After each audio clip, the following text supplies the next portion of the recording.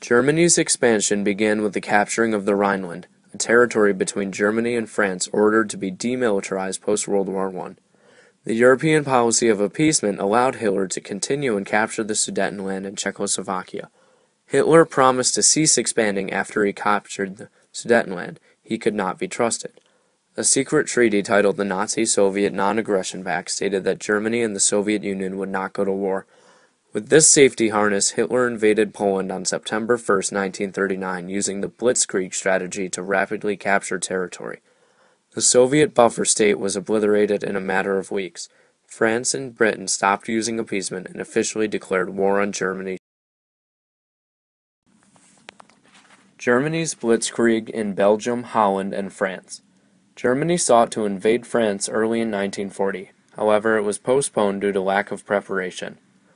Hitler realized that the Maginot Line along the German-French border wasn't attackable.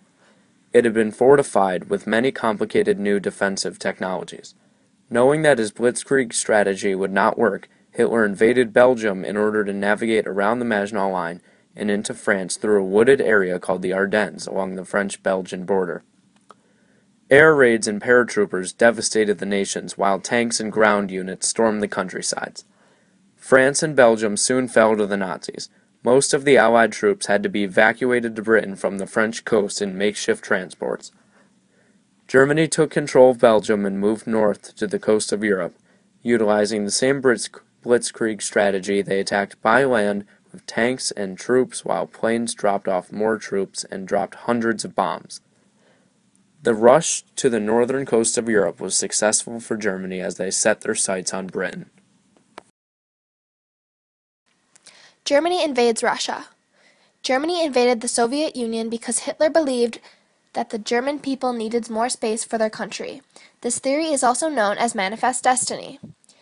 Hitler's invasion is also known as Operation Barbarossa and took place in 1941.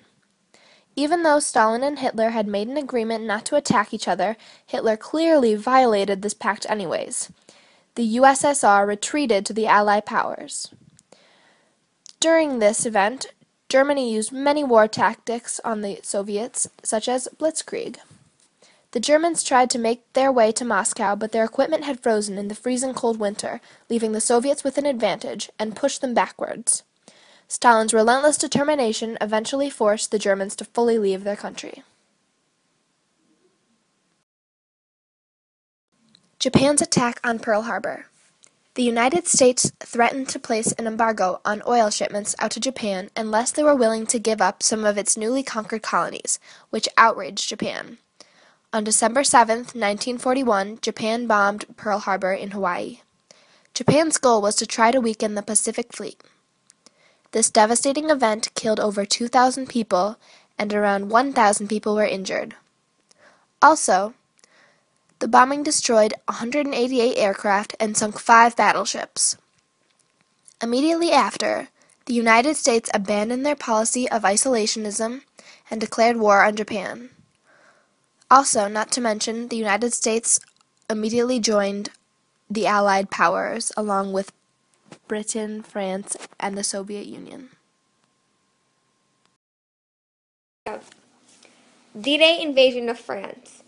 On June 6, 1944, the Allies landed on the coast of Normandy, France.